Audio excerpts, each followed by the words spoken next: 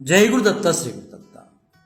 మనం పాసురంలోకి అడుగుపెట్టే ముందుగా మన అమ్మ ఆండాళ్ళ తల్లిని అంటే గోదాదేవిని ఒక్కసారి నమస్కరిస్తూ ప్రార్థన చేసి ఆ తర్వాత పాసురంలోకి మనం అందరం కూడా అడుగు పెడదాం. ఎందువల్లంటే మన అమ్మ కృపా కటాక్షాలు మన అందరి మీద ఉండాలి కాబట్టి మన అమ్మని ఒక్కమారు మన అందరం కూడా ప్రార్థన చేద్దాం.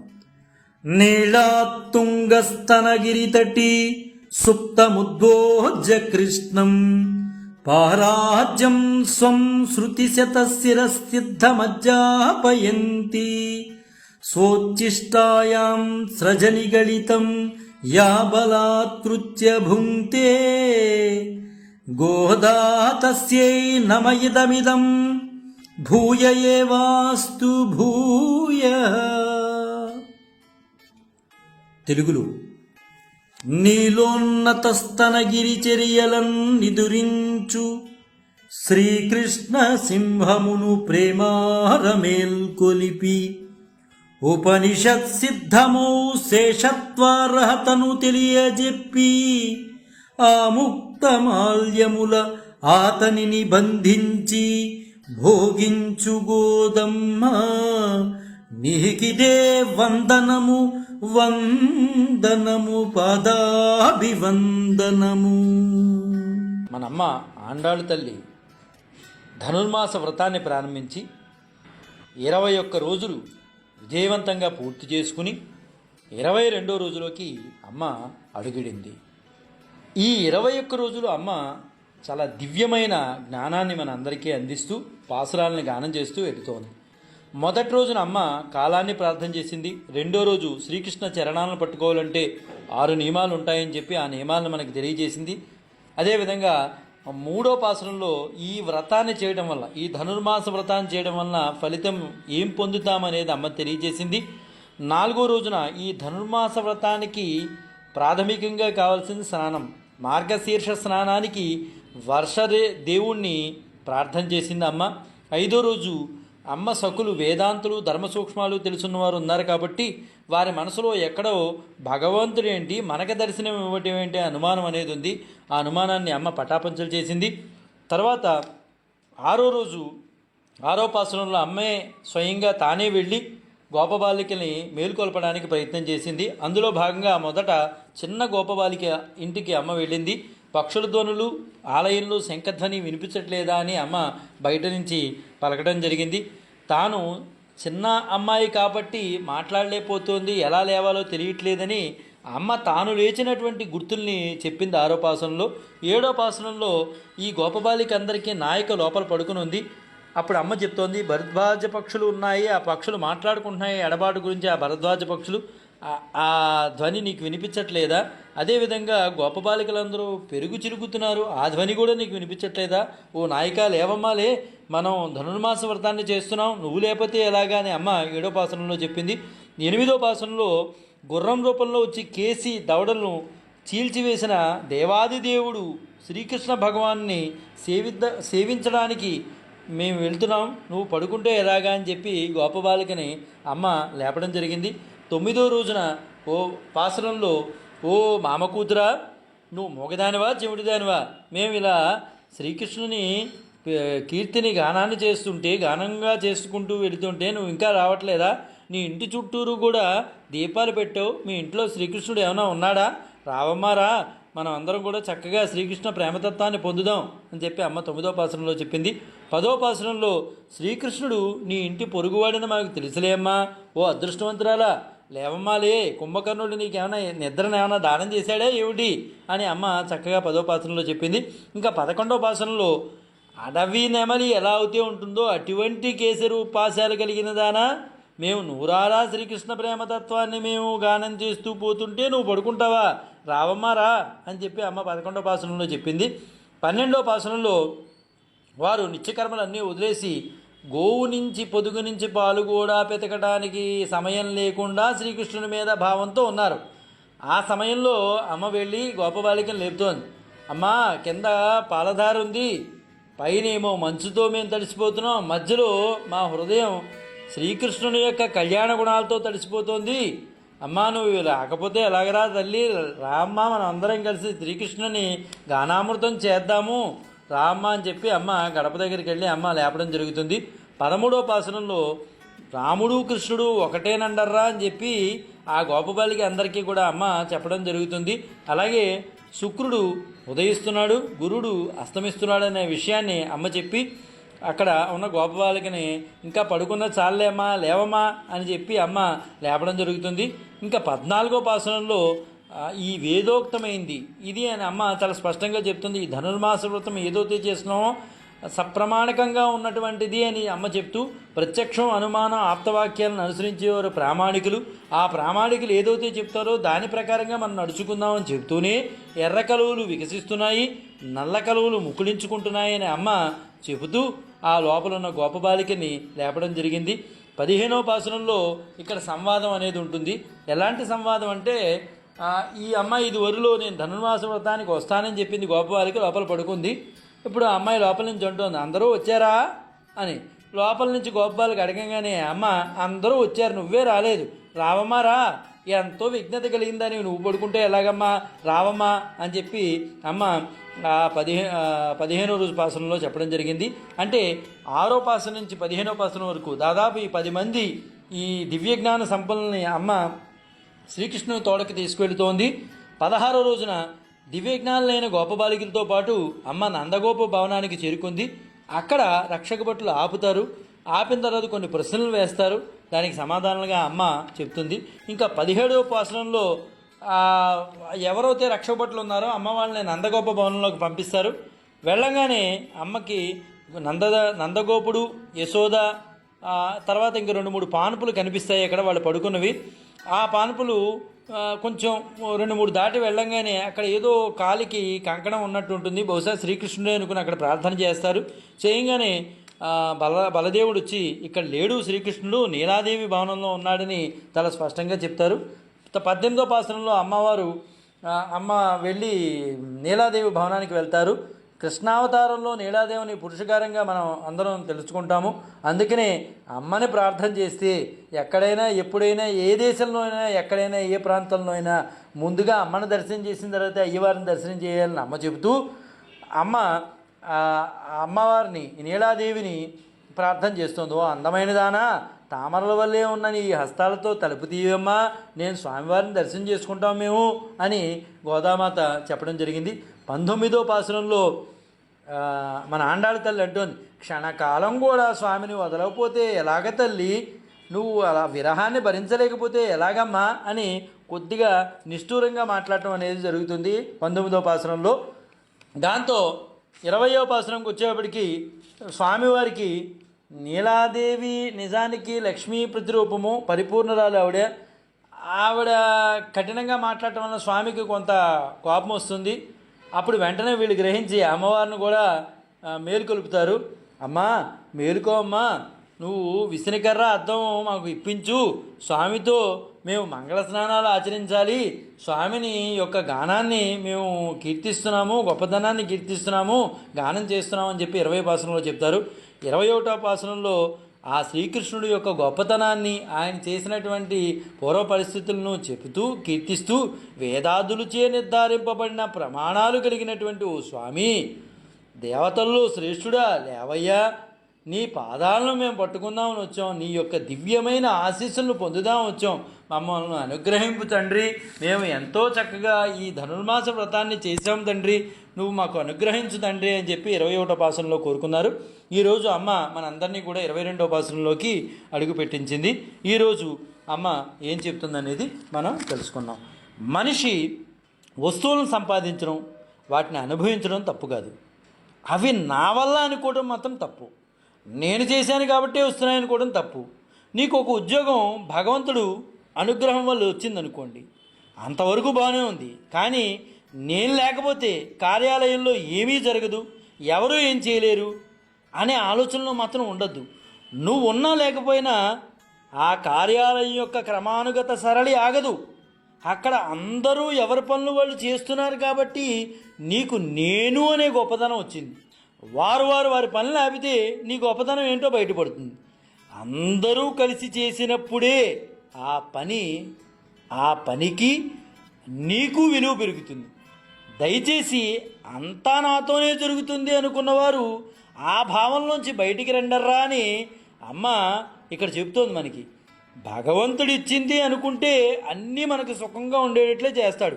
నేను ఆర్జిస్తున్నాను అనుకుంటున్నావా, చుట్టూ ఉండే వాడితో నిన్ను వదిలేస్తా, నీవే కాపాడుకో అని వదిలేస్తాడు. ఎంతవరకు మనం రక్షించుకోగలమండి? ఒకసారి ఆలోచించండి. ఆయన వదిలేస్తే మనం ఎంతవరకు రక్షించుకోగలం? నువ్వే ఇచ్చావు స్వామి, నీ ద్వారానే నేను నడుస్తున్నాను అనుకుంటే ఆయనే రక్షించుకుంటాడు. అబ్బే కాదు నేనే అనుకున్నా అంటే నిన్ను వదిలేస్తాడు ఆయన.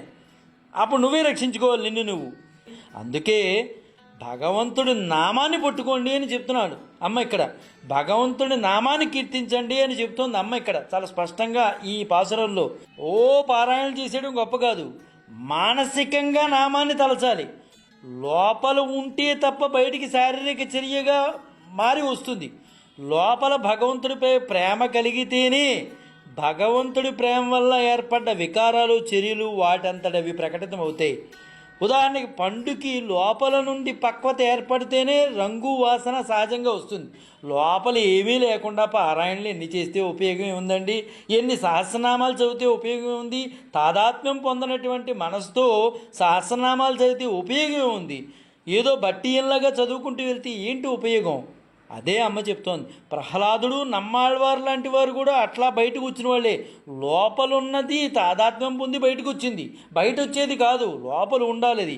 అందుకే అటువంటి వారు ప్రహ్లాదుడు, నమ్మాళ్వారు, ధ్రువుడు ఇలాంటి వారిని ప్రపన్నులు అంటారు. చేతితో పట్టుకున్న వస్తువులను వదిలేస్తాం కానీ మనం ఎక్కడా కూడా మనసుతో పట్టుకున్న వాటిని వదిలేయలేము.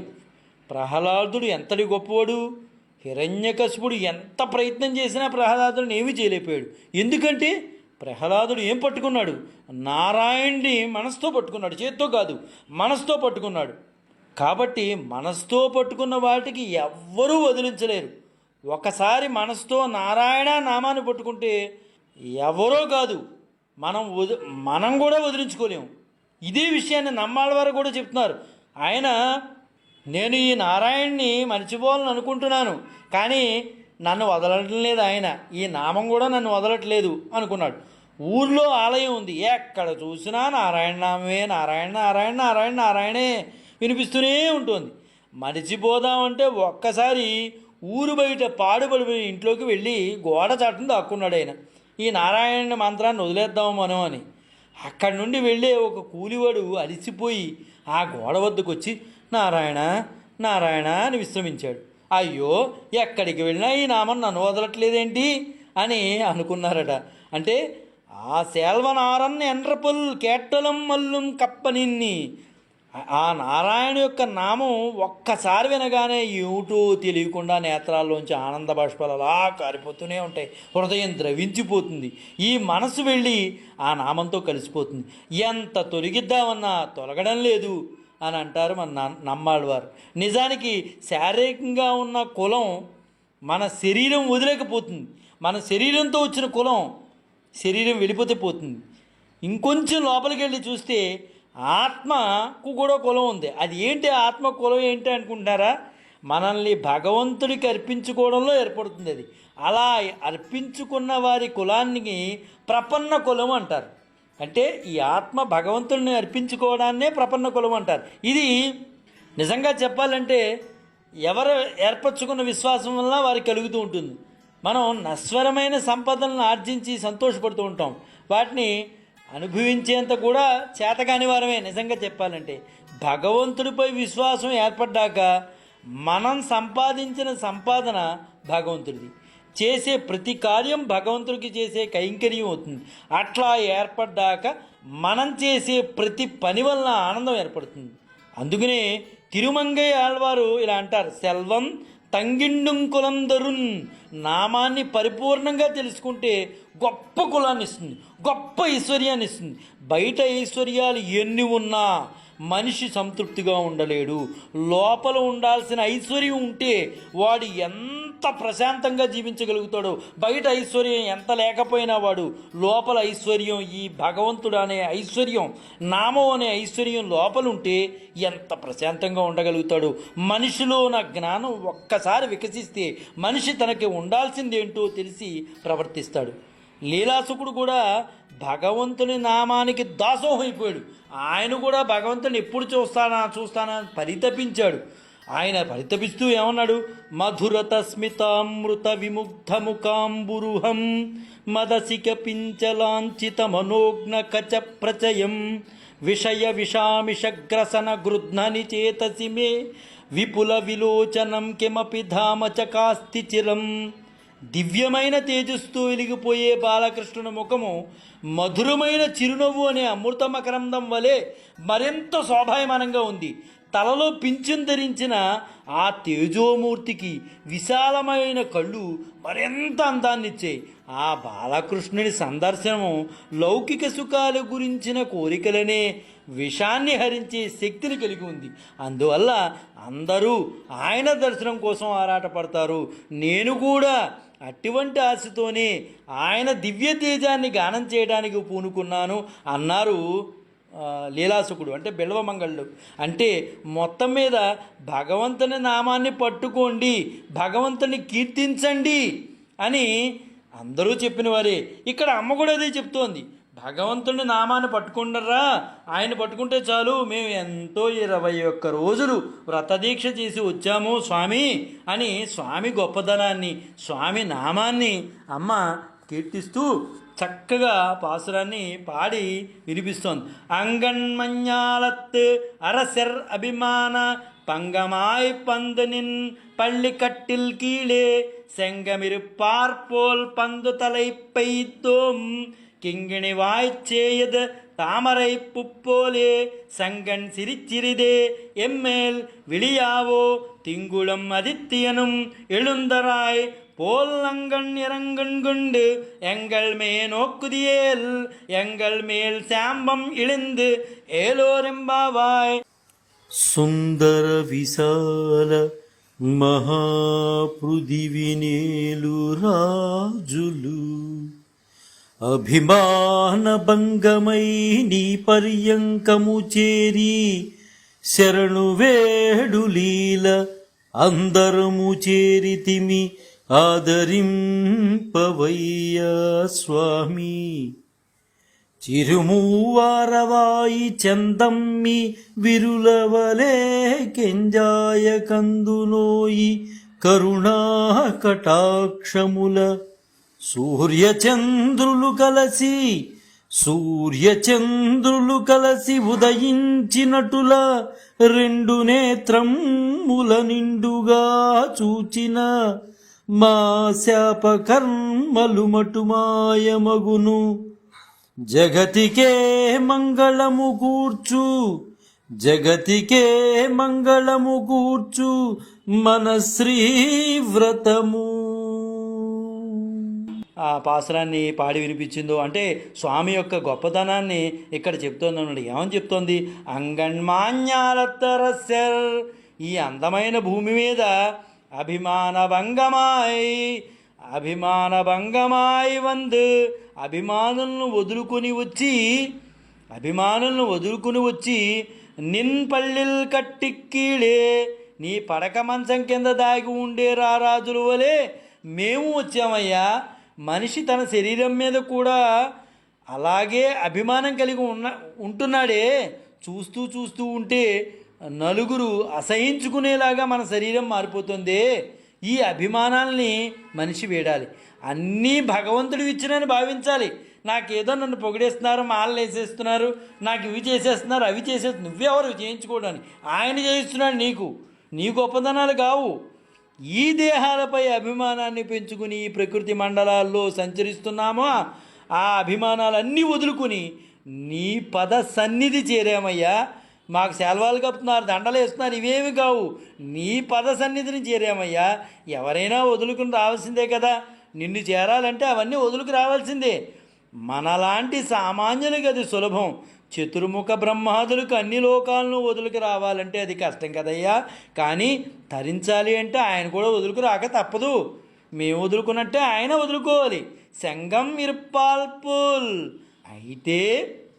అయితే వాళ్ళు ఒంటరిగా ఉంటే ఎవరైనా శంకిస్తారేమో అని గుంపులు గుంపులుగా ఎట్లా అయితే చేరి ఉన్నారో మేం కూడా నీ వద్దకు అలాగే చేరామయ్యా.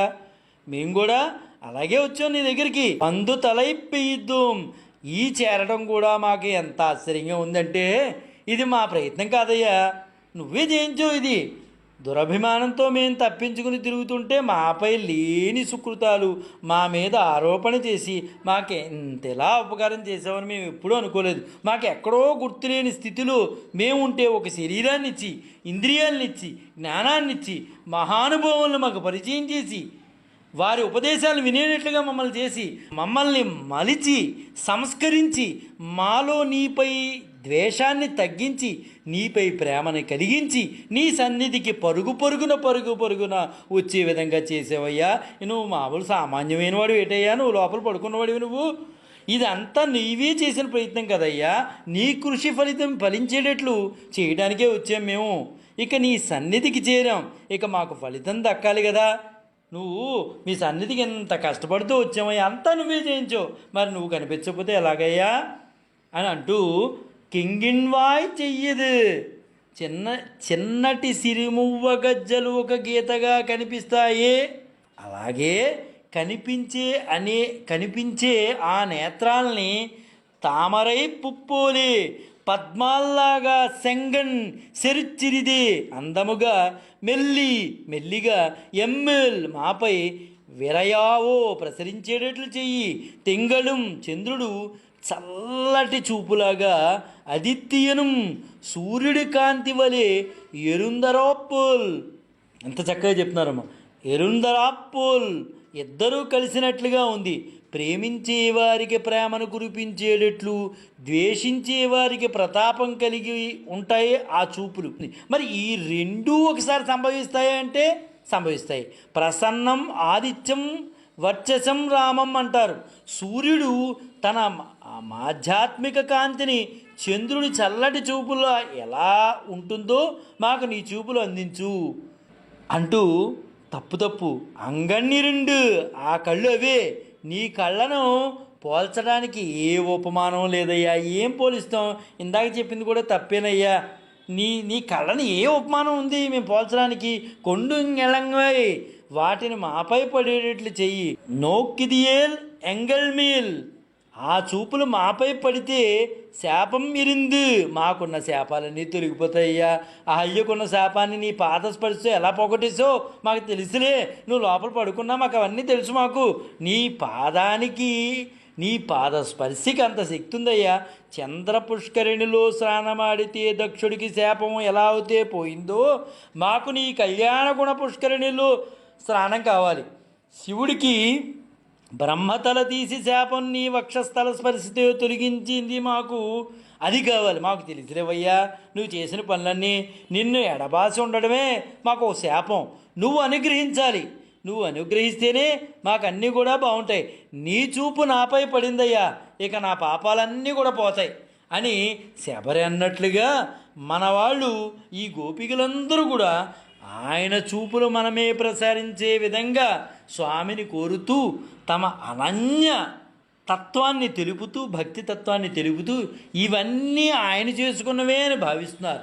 ఇక స్వామిని చేరే వరకే శాస్త్రాలు. మనం స్వామి దగ్గరికి వెళ్ళేవరకే శాస్త్రం. ఆ తర్వాత శాస్త్రం ఏంటి? స్వామిని గడిచిపోయాం మనం. స్వామిని పొందడానికే మనకి ఈ శాస్త్రాలన్నీ కూడా.